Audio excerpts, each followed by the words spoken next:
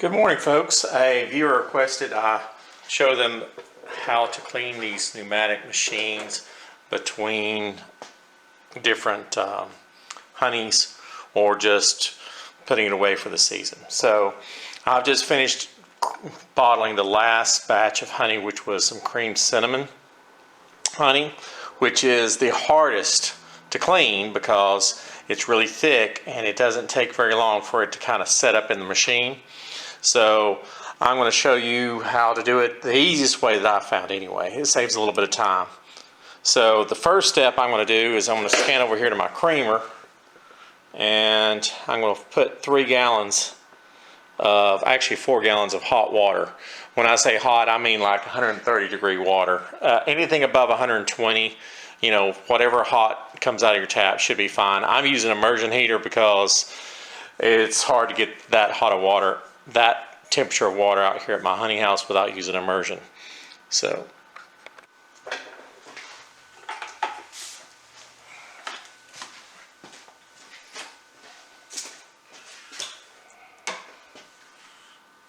now when I'm lifting a bucket up this high, I tend to use a honey gate just because it's a little more controlled.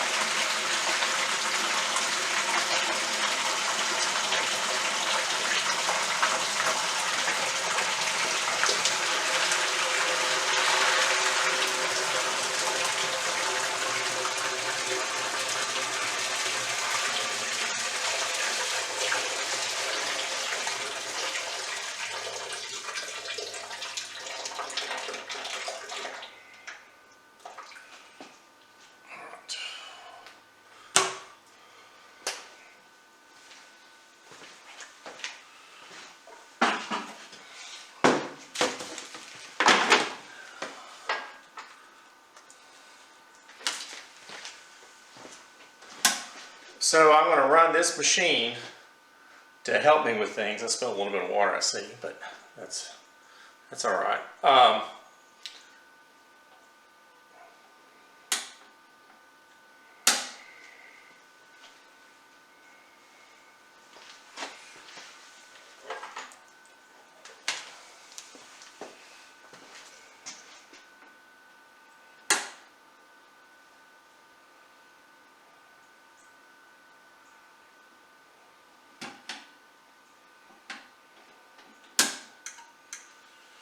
Okay, there it goes. Emergency stop was kicked in for some reason.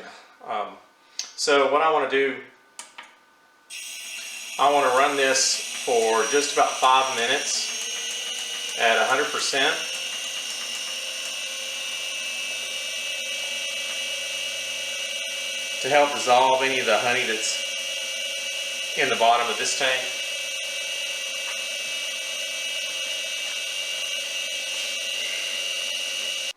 Okay, now that I've got that machine taken care of, I'm going to use a honey bucket that's got a little bit of residual honey in it with a couple tools, just kind of using it to pre-wash. But it's going to be using to catch the water coming out of the machine, and I just put another bucket under it to make sure I didn't catch a mess. And all I'm going to do is flip this switch right here and switch to auto, which you can see the remainder of the creamed honey is coming out, and air. So there's a little bit of creamed honey. One of the tricks that I do to get the machine almost completely dry of honey is let it cycle and then wait like 2 hours, and the honey will kind of settle. And once it settles, then I can get another jar of honey typically. So this is using the machine. You want to make sure you get those buckets closed, because otherwise you'll have a big mess.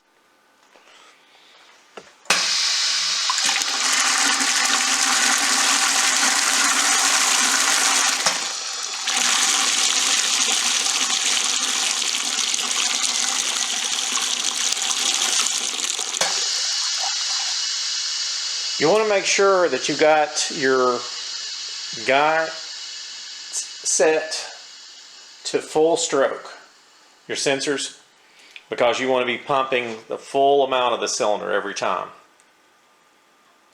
This is basically just stage one. This helps clean your hoses, which can be problematic, as well as your main food cylinders. This will help with making that cleaning a lot easier. You still have to disassemble and clean those parts, but you're not scooping out honey.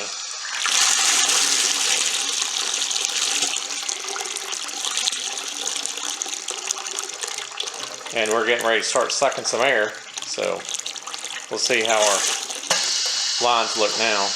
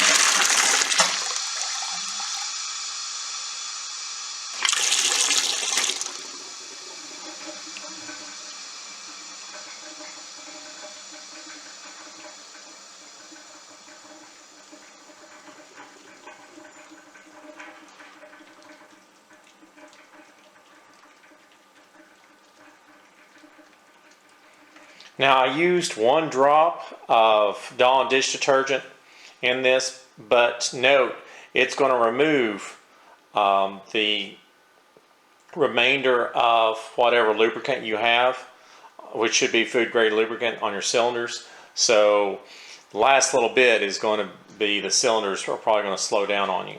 So you don't want to keep pushing air or letting those cylinders run dry. It's hard on your rubber seals. Okay, so now that I've got the water run through the machine, it's time for stage 2, which is to disconnect, start disconnecting all your hoses and breaking them down for the sink. So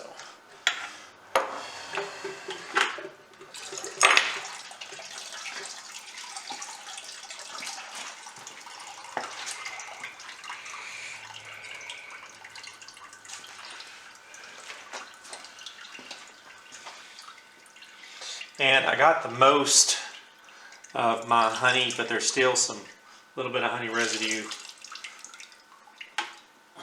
stuck in the hose. You can see right here that creamed honey. So it takes a while to get that stuff out. This really speeds things up though. But I'll put these units in for soaking. These hoses break all this stuff down. And I'll show you that stuff shortly.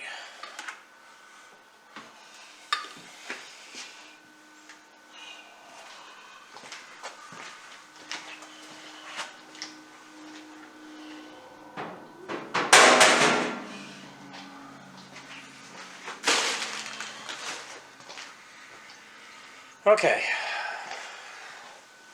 so focusing over here.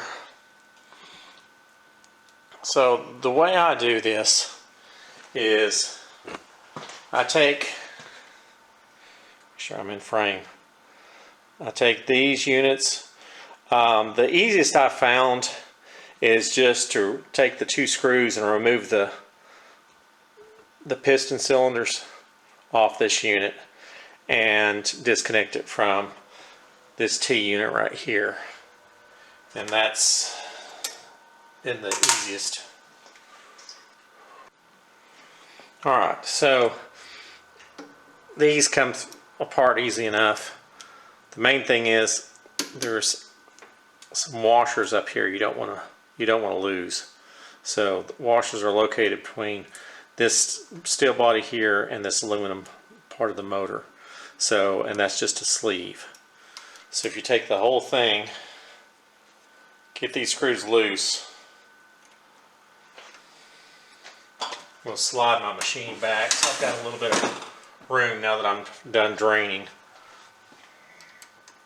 for these motors to sit.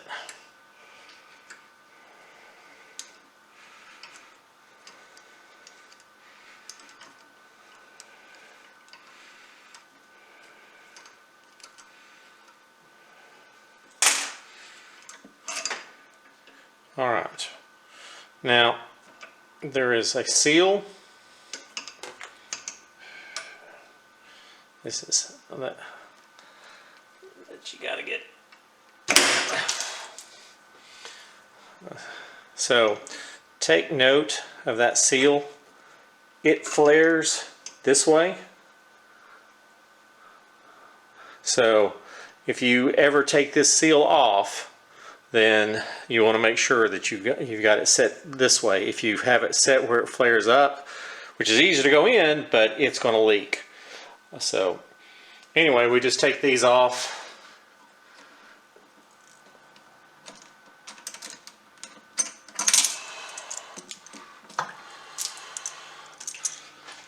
Put them in the sink. Okay, so there's all of our parts. Individual going into a, this is going to be a warm soap bath. Alright, that's as much as I break the machine down.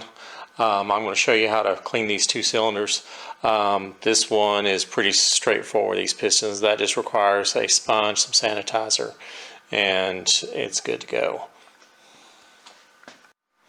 Okay, so this is what I do. I need to get these cylinders clean, and I'm going to do it by first sliding this. Which is a heavy unit.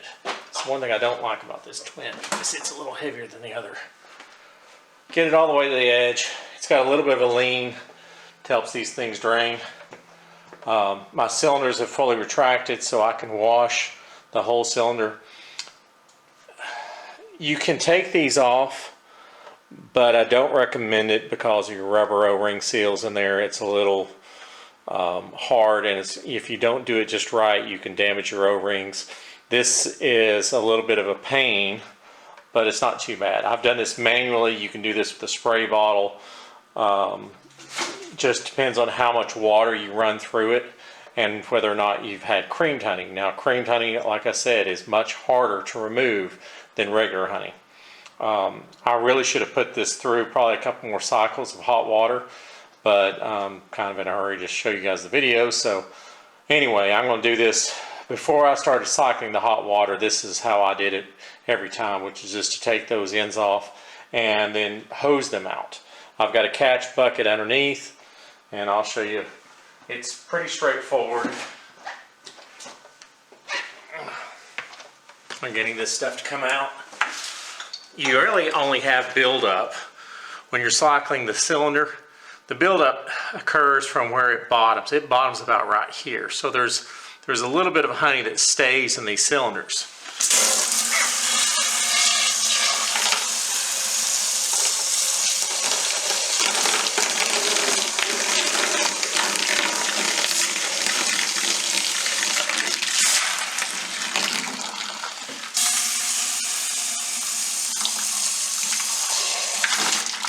Most notably on the bottom, so you see that creamed honey.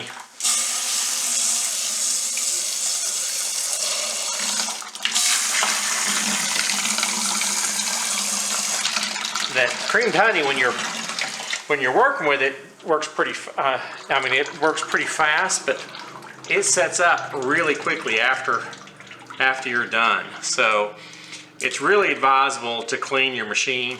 I just didn't have time.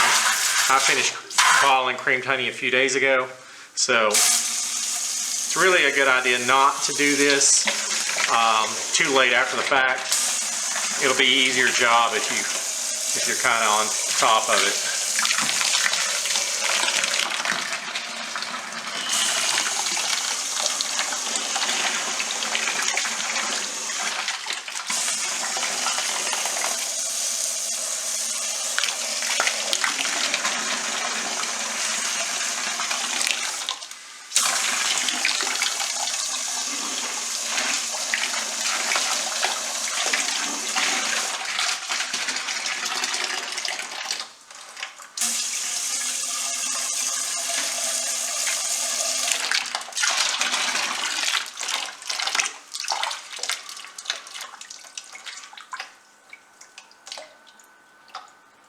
under that lip right here where this sanitary fitting, that sleeve, there's a little bit of an indentation right there, and honey can collect right there.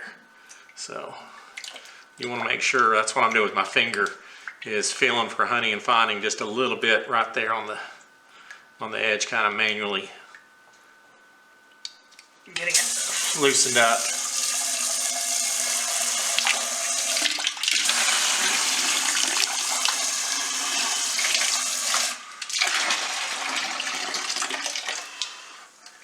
And once you peer in there, you can see they should be all nice and shiny inside with zero residue.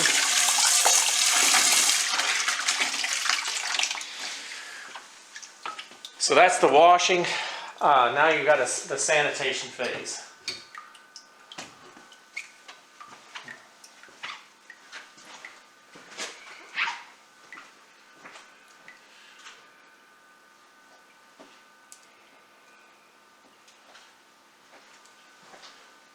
So I'm using sanitizer. I'm using what's called Cakewat 2, which it is a sanitizer. You can buy it, or you can make your own sanitizer from a dispenser, but you want to spray a liberal amount of sanitizer in there.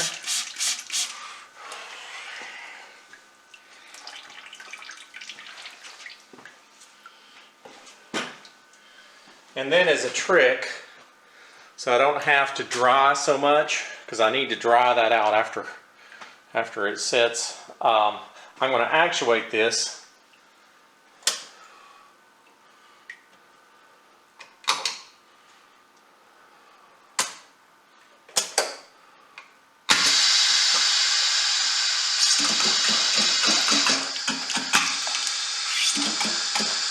Now see that jerk? That's because it doesn't have any lubrication.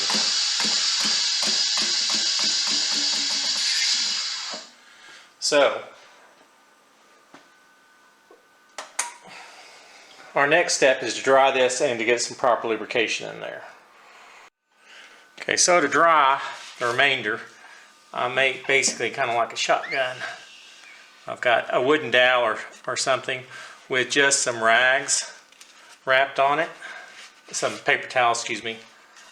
You could use a rag, but I wouldn't want the risk of having fibers. So I just use a couple of fresh hand towels and get all the water out.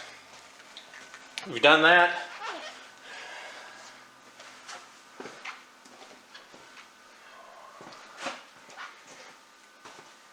I'm going to go over and get our food grade lubricant, which is, it should be, I don't know what this ingredients are. This is a K product, food grade lubricant. It should be just mineral oil, but you want to make sure you've got it on a spray.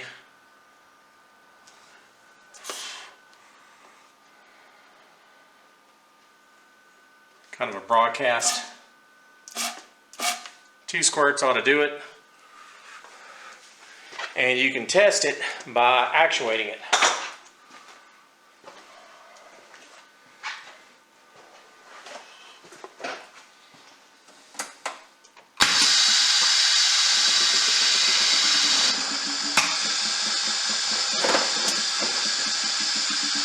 Now, what I'm going to do is I'm going to shoot some in the back as well, so it's got it on.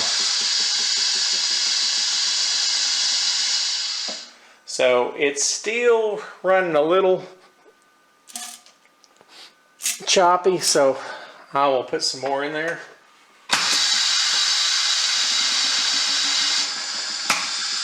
This side over here is the one that's giving me problems.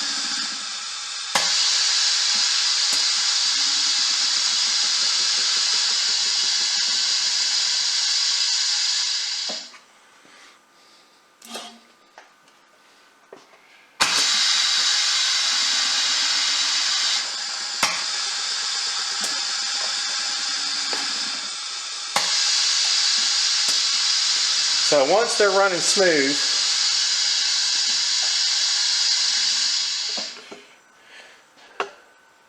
and not sticking at all, you know you're good. So see how this one's a little bit jotty? This one's running just perfect.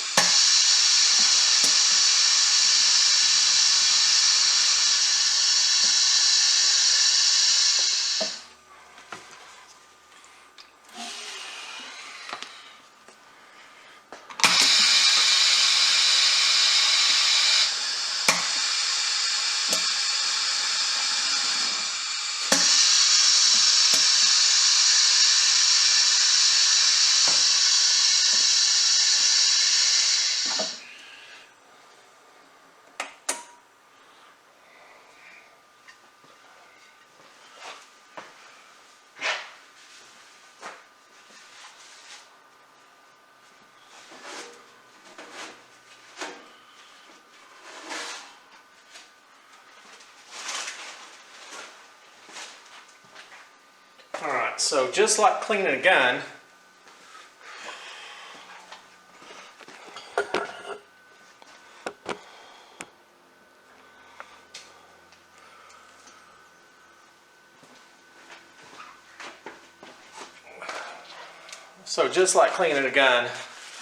I'm now going to use that food grade lubricant. It's collected here at the bottom. I want to get the excess off, but I also want to make sure that the cylinder is covered completely. So this does two things, and we'll test it one more time to make sure we're in good shape. We don't want that oil sitting in the bottom of this tank, because that would be a problem for your honey. Nobody wants oil sitting in the top here. And that's also why you kind of I always discard the very first jar of honey, not, you know, like an 8-ounce jar or something like that. So, all right.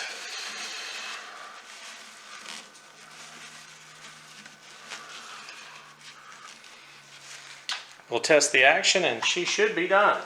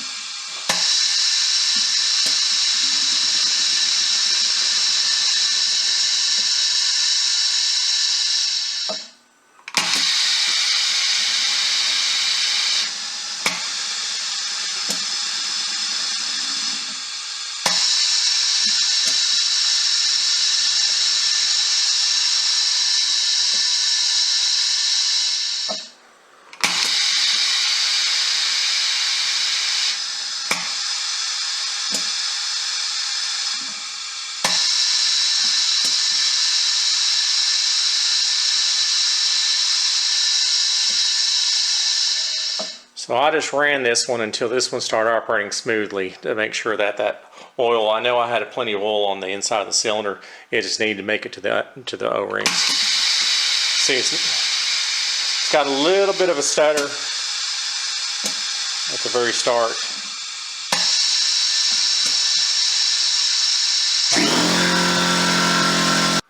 Okay folks, there's all the parts washed. They were washed. Hot water with detergent, rinsed, and then sanitized, and then put up to dry. Okay, that's the outside of the machine clean. The inside of the machine. I've got to clean this table, and I'll clean the outside of the machine at the same time. That's just done with a sponge.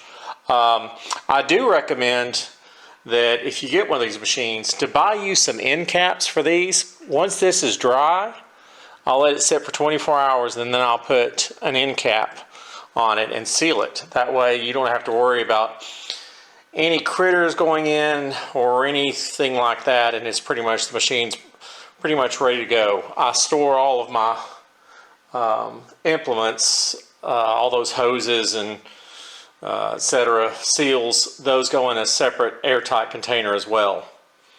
So obviously cleaning one of these machines takes a good bit of time. They save a lot of time and they save you money in how accurate they are. But my recommendation is that you store your honey and then do all of your bottling at once. I bottle twice a year. I bottle after I've robbed all of my colonies and I have, you know, lots and lots of honey to bottle, then I'll fire up this machine and do my bottling. I will then clean the machine after that bottling's done, and then I'll fire it up one more time for my creamed honey, which I do in the fall when the temperature gets cool enough. I do not bother using this machine for any amount less than 12 gallons. It's just too much labor, and typically I don't even use it for that. I normally run, I do have a smaller bottling tank, but I have a 40-gallon bottling tank, I've got an 18-gallon creamer, and then I've got a 10-gallon bottling tank that all hook up to this machine. The 10-gallon I use just for specialty honeys and only when I've got another one coming right behind it. So you just, like I said, this machine will save you a lot of time and it's super accurate. So, but it is just like anything, anytime you get into sanitary fittings and hoses and whatnot, it's going to take some time to get those clean. They save you a lot of headache and a lot of back work, but in the long run, they do take quite a bit of time to clean. Anyway, appreciate the user the subscriber that wanted to know about how to clean this machine. And if you guys have any more questions about this machine, just let me know.